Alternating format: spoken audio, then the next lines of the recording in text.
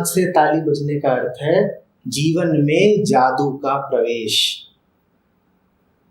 जीवन का जादू के लिए प्रस्तुत हो जाना। ज़ेन रूखा या फीका नहीं है।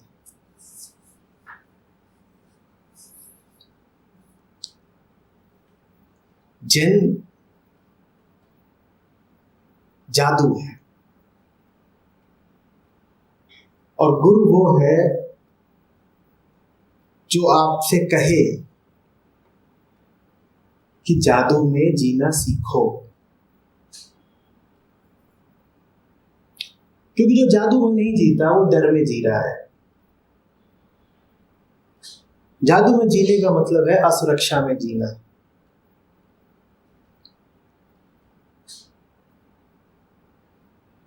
अब सीधे सीधे यदि कह देगा गुरु कि देखो तुम्हारे जीवन के ढर्रे हैं और इन ढर्रों में तुम कष्ट ही पाते हो, दूसरों को कष्ट ही देते हो, तो बात बड़ी कोरी हो जाती है, सैद्धांतिक हो जाती है, सदा से कही आ रही है, सुनता कोई नहीं है। तो उसी बात को कहने का एक तरीका है ये कि जाओ और एक हाथ की ताली की आवाज सुनकर आओ। जाओ वो सुनकर आओ आवाज जो किसी आघात से पैदा नहीं होती, जिसके पीछे कोई कारण, कोई घर्षण नहीं है। जाओ वो सुनकर आओ जैसे कबीर ने अनहद नाद कहा है, जो बस यूं ही है, नाद गूंज रहा है, उसके पीछे के कारण का, स्रोत का कोई पता ना लगा पाओगे। पर क्या करता है शिष्य? वो एक हाथ की आवाज भी खोजने और पाने निकल पड़ता है। और यही चूक हो जाती है, क्योंकि यदि खोजने से मिल गया तो मिलने का कारण क्या हो गया? खोज। और वो खोजता है, आता है, कहता है ऐसे खोजा, गुरु वापस भेज देता है। वो सोचता है खोजने के तरीके में कोई चूक हुई, वो पुनः वापस आता है, कहता है अब ऐसे खोजा दूसरे तरीके से, गुरु पुनः वापस भेज देगा। शिष्य फिर क्या सोचता है?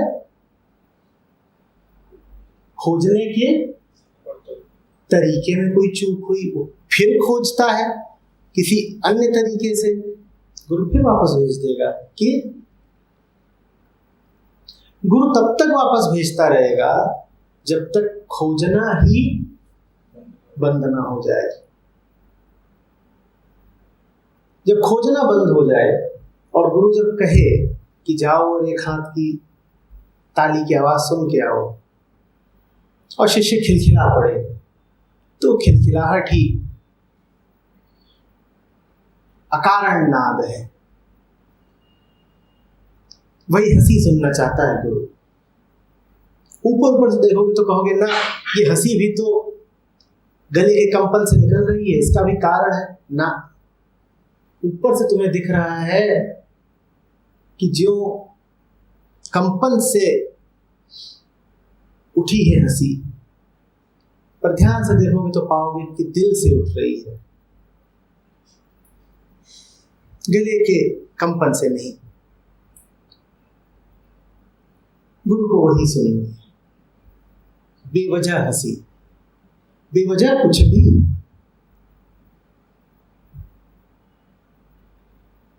अवाक होके खड़ा रह जाए शिष्य तो भी सुन ली उसने एक हाथ की ताली, और अकारण रोने लग जाए तो भी बज गई एक हाथ की ताली। बस कुछ ऐसा हो जो उसको पहले से दूसरे तल पर ले आ दे, बस कुछ ऐसा हो जो उसको प्रस्तुत कर दे उसके असली केंद्र के समक्ष। यही गुरु का मंतव्य है। अरे बात समझ में? इन कानों से सुनोगे तो कभी एक हाथ की ताली सुनाई न देगी, और जो एक हाथ की ताली है वो इन कानों के अलावा किसी और कान से सुनाई भी नहीं देगी।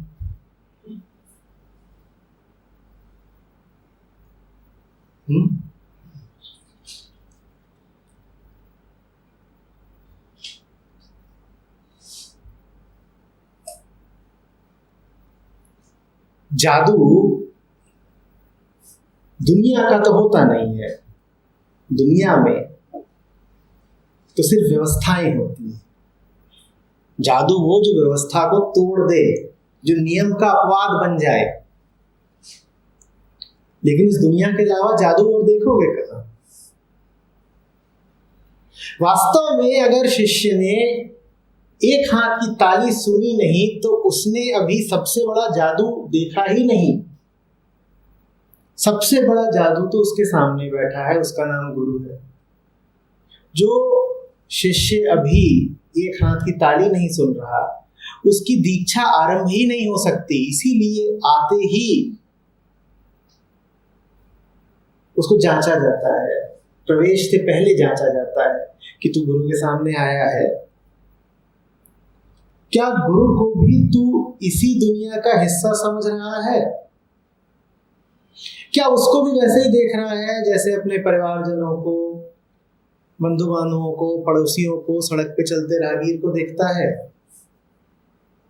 क्योंकि उन सबको तू जिस दृष्टि से देखता है उसी दृष्टि से अगर तूने गुरु को भी देख लिया तो कुछ जान सीख नहीं पाएगा। दूसरा तुझसे कुछ कहता है तो क्या तू मान लेता है?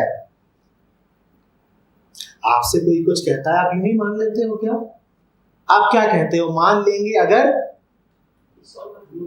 प्रमाण हो। और गुरु के साथ खेल उल्टा है, वहां प्रमाण मांगा तो भूल हो गई, वहां तो बस मानना पड़ता है। मन कहता है प्रमाण लाओ, आप कहते हो प्रमाण मिलेगा नहीं क्योंकि जादू है।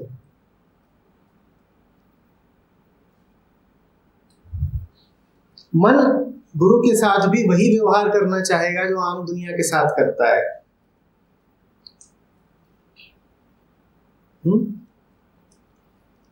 जब तक मन ने ये जाना नहीं कि यहां बात अलग है, दूसरी है,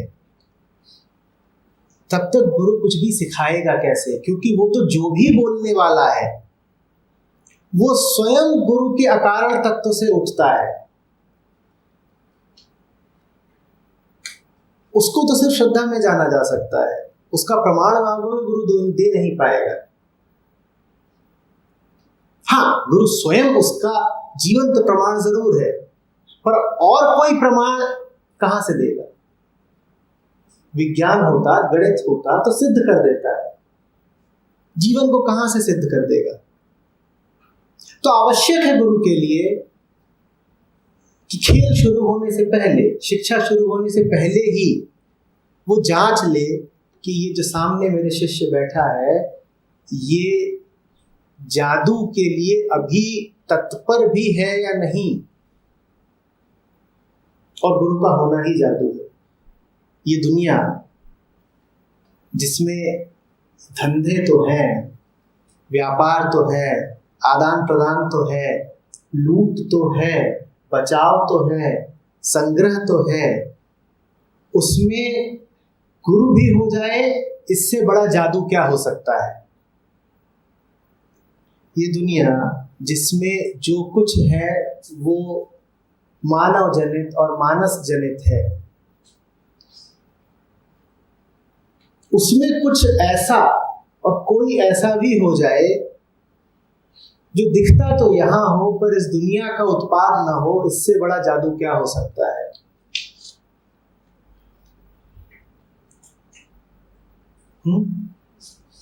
गुरु तय कर रहा है और प्रेरित कर रहा है शिष्य को कि ठीक अभी जान जाओ, अभी समझ जाओ।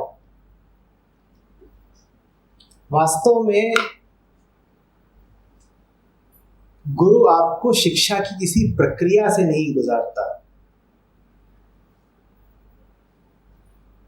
गुरु आपको शिक्षा नहीं देता है, वो आपको गुरुता में यकीन दिला देता है बस।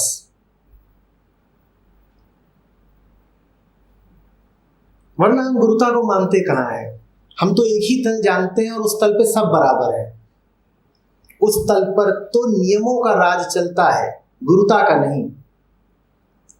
आप छोटा पत्थर उछालो तो जितनी देर में नीचे गिरेगा, बड़े से बड़ा पत्थर भी उतनी ही देर में नीचे गिरेगा। बात बराबर है कि नहीं?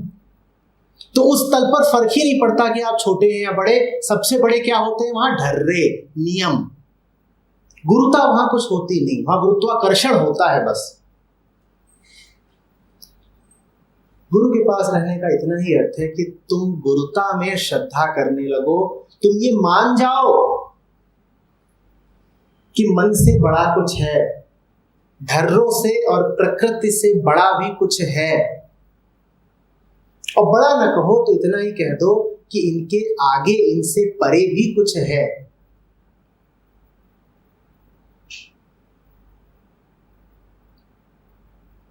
आप गणित सीखते हो, वो एक प्रक्रिया होती है। श्रद्धा कोई प्रक्रिया नहीं होती। वहां तो शुरुआत भी उसी से और अंत भी उसी पे है। तो पहले ही कदम पर जो शिक्षा दी जा रही है वो श्रद्धा की ही दी जा रही है।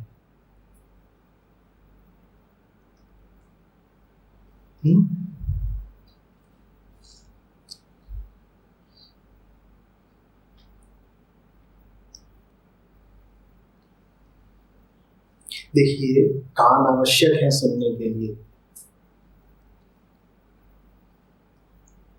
कान स्वस्थ होने चाहिए, कानों से हमें कोई शिकवा नहीं है, पर सिर्फ कानों से मत सुनिएगा। आंखें भी जरूरी है देखने के लिए, पर सिर्फ आंखों से मत देखिएगा। यदि दो विकल्प हो कि सिर्फ आंखों से देखना है और आंखों के बिना देखना है, तो दूसरा चुन लीजिएगा। सबसे सुंदर तो यह है कि आंखों से देखा पर फिर भी सिर्फ आंखों से नहीं देखा। पर कभी नौबत ये आ जाए कि आंखें साथ ना दें, तो कम बड़ा नुकसान हुआ।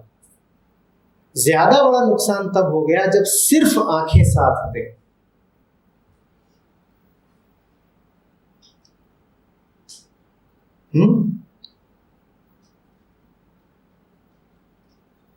एक हाथ की ताली न सुनाई देगी, आप दो हाथ की सुन लेना। पर दो हाथ की भी जब सुनना, तो अगर कान के अलावा दिल से सुना है तो उसमें एक हाथ की गूंज भी सुनाई देगी। कार्य कारण के खेल में ही तुम्हें अकारण भी दिखाई दे जाएगा।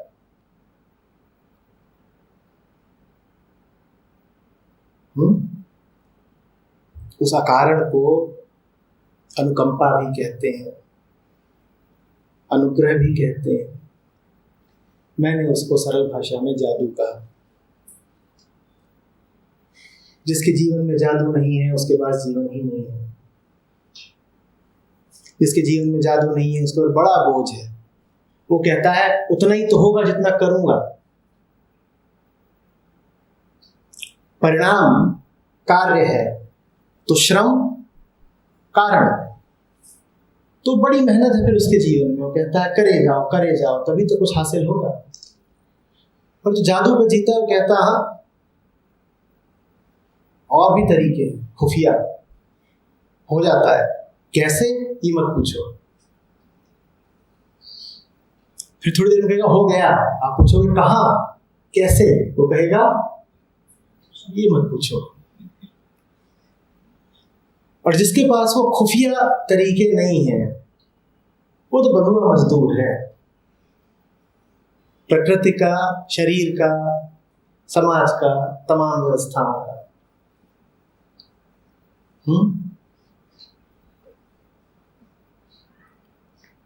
ये आपने कहानी सुनी,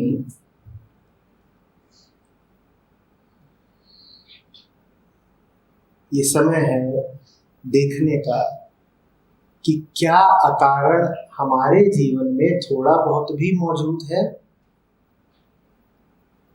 सुबह से लेकर शाम तक क्या कुछ भी ऐसा करते हैं जो निरुद्देश्य हो, बेवजह हो,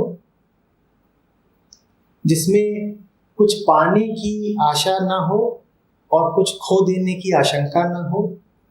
यही तो वजह होती है कुछ करने की। कुछ हासिल हो जाएगा या कुछ खोने से बच जाएगा। जितना ज्यादा आपके जीवन में कुछ ऐसा होगा जो अनगिना होगा, जिसमें गणित नहीं होगी, हिसाब किताब नहीं होगा,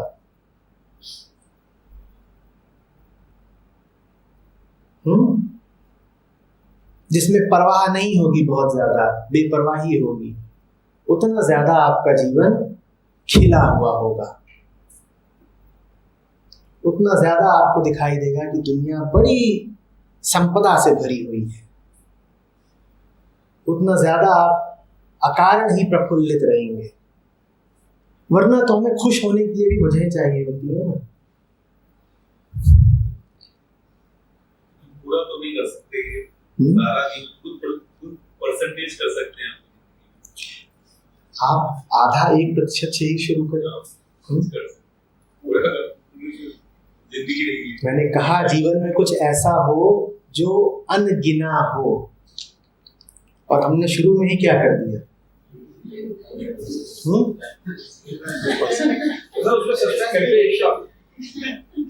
देखिए, जो अनगिना है उसको शुरू में ही गिन के निर्धारित कर देंगे। 1%, 2%, 15%। उसको मौका दीजिए। जादू का अर्थ होता है सर झुका देना।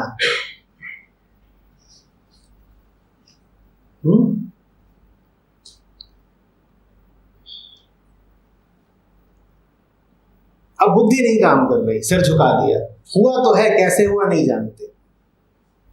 हमारी अकल से आगे की बात है, यही जादू है। हमारी अकल से आगे की बात है। यही तो अहंकार का समर्पण है कि है कुछ जो मुझसे आगे का है। और यदि वो नहीं है जीवन में जो आपसे आगे का है, तो पुनः कहता हूं कि जीवन कैसा है? फीका, बेस्वाद, नीरस, आपकी देह पुष्ट रहेगी। आपको ज्ञान भी हो सकता है खूब हो, पर देह तो पुष्ट की जा सकती है ना। ऊपर से देखने पे ऐसा लगेगा जैसे आप बड़े स्वस्थ हैं, क्योंकि शरीर अच्छा होगा और मन को भी खूब सुरक्षा दे दी गई है, तो मन भी ऊपर से तो शांत ही दिखेगा। आप यदि मन को पैसा दे दें और भविष्य की सुरक्षा के सारे आश्वासन दे दें, तो मन ऊपर से कैसा रहेगा?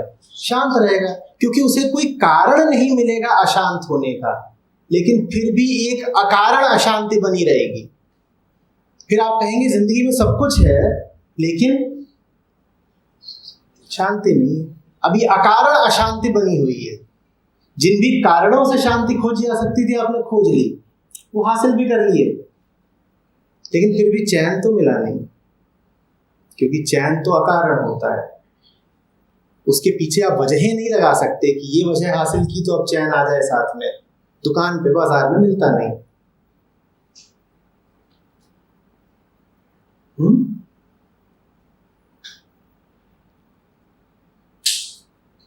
हमारी जिंदगी में कितना है ऐसा जो यूं ही है। आप 1% की बात कर रहे थे ना।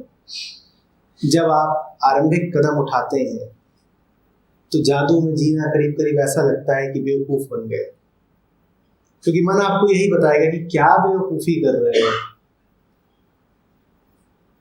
मन तो क्यों और कैसे में जीता है, नहीं क्यों।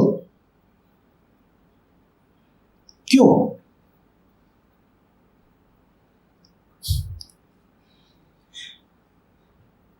क्यों समय नष्ट कर रहे हो खेलने में? ये उम्र है खेलने की। अरे 50 पार हो गए, बुजुर्ग की तरह बैठो, अध्ययन करो। और तुम क्या पढ़े लिखे जा रहे हो? ये उम्र है पढ़ने लिखने की, वो भी अध्यात्म। 25 के हो, अरे तुम्हारे लिए दूसरे काम है। मन तो क्यों में जीता है। क्यों आ गए यहाँ सुबह सुबह? रविवार इसलिए होता है। अभी आपसे पूछूं क्यों आ गए यहाँ? हम में से बहुत लोग होंगे जो वजह बता पाएंगे। उनका भी आभार है, वजह से ही सही आए तो। लेकिन कुछ ऐसे भी होते हैं जो बेवजह आते हैं, उनकी बात दूसरी है, वो मूर्ख है। और ऐसे मूर्खों से ही दुनिया में रौनक है।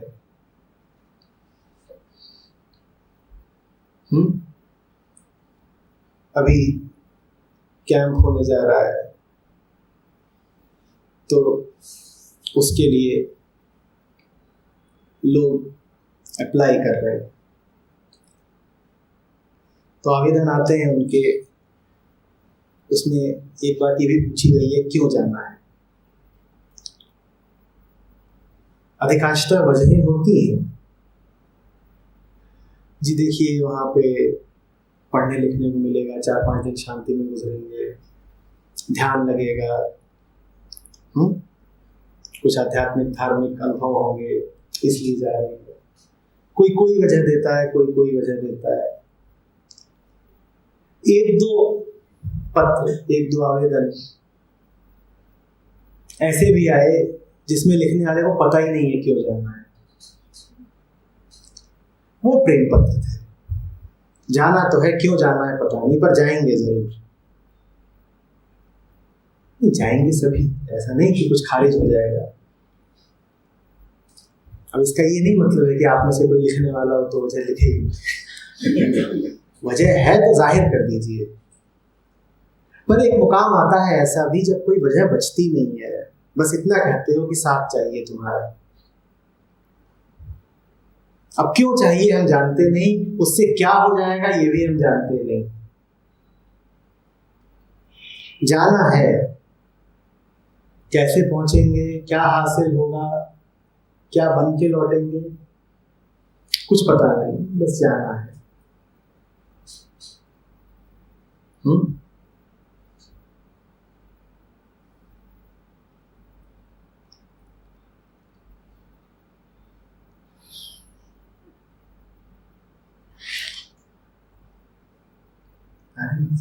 आध्यात्मिकता ज्ञानी जुमलों की और खतरनाक मुहावरों की बात नहीं है कि कुछ ऊंचा सा उछाल दिया। दूसरे का हमें कुछ पता नहीं होता, कुछ अनुभव नहीं होता, फिर हम आकर्षित होते हैं क्योंकि आपको उसको पूरा पता है।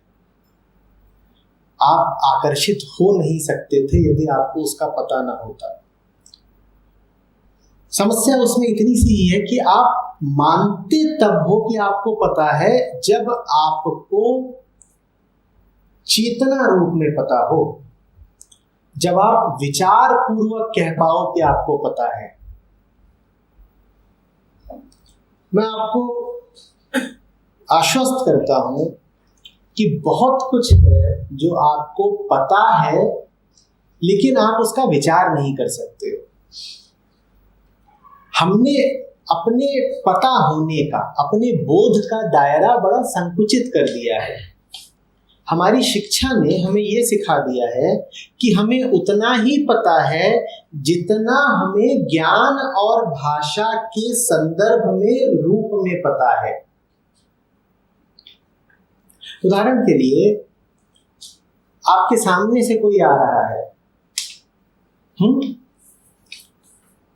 और आपको उसका नाम पता हो, उसकी उम्र पता हो, उसका धर्म पता हो, उसकी आर्थिक स्थिति पता हो, और मैं आपसे पूछूं कि उसको जानते हो, तो आप तुरंत कह दोगे क्या कह दोगे? हाँ, आप क्यों कह दोगे कि आपको पता है? क्योंकि आपको उसके बारे में कुछ पदार्थगत भौतिक जानकारी है। हम इसको ही कहते हैं पता होना। आप विचार कर सकते हो उसके बारे में, ठीक है? आप क्या कर सकते हो? विचार। हमने ज्ञान को, विचार को बोध मान लिया है, हमने पता होने को बहुत छोटा कर दिया है। अब मैं आपसे कहता हूं, कोई आ रहा है आपके सामने और आप ना उसका नाम जानते, ना पता ठिकाना, धर्म, आयु कुछ नहीं जानते, लेकिन उसको देखते ही एक खिंचाव हो रहा है उसकी ओर, एक अनजाना आकर्षण। क्यों हो रहा है आप नहीं जानते, आपको उसका कुछ पता नहीं, आपने कभी उसे पहले देखा नहीं, उसका न इतिहास जानते, कुछ नहीं पता, लेकिन खींचे जा रहे हो उसकी ओर। और यदि बुद्धिजीवी हो आप, तो मैं आपसे यदि पूछूं कि जानते हो आप उसको, तो आप तुरंत क्या बोल दोगे? नहीं। ये मूर्खतापूर्ण उत्तर है कि नहीं? और ये वो वाली मूर्खता नहीं, रौनक वाली।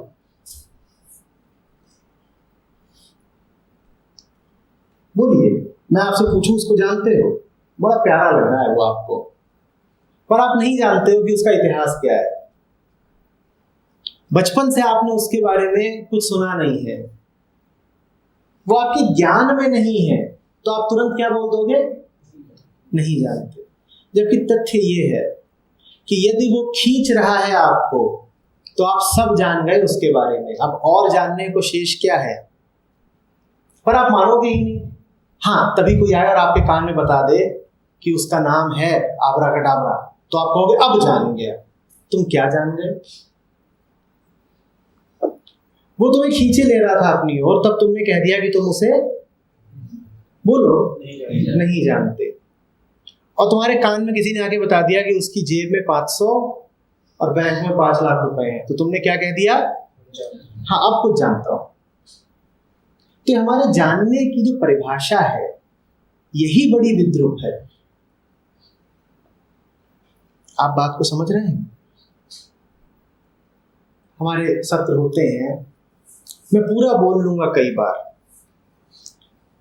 3 घंटे की बात हो गई, और तकरीबन हर बार ही 10-20 नए लोग होते हैं। तो फिर अंत में कोई पूछेगा, अब जरा अपने बारे में कुछ बताइए।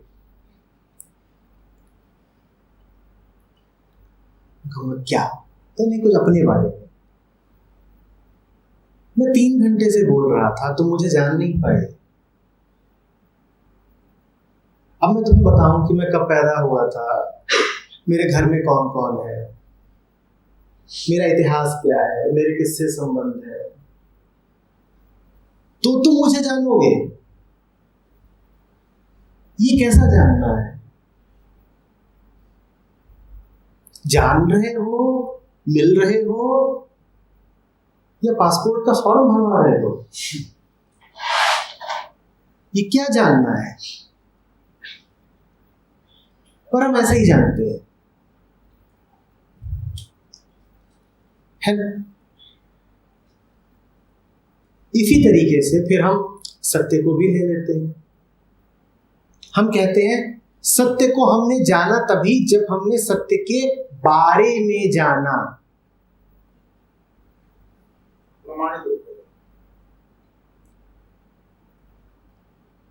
वस्तु को नहीं जानना है, वस्तु के विषय में जानना है। अब मैं तो सामने बैठा हूं, मुझे जानने की कोई आकांक्षा नहीं है, मेरे बारे में जानना है। मेरे बारे में कुछ बता दो, फिर ठीक है, तब लगेगा कि जान गए, अब पता है।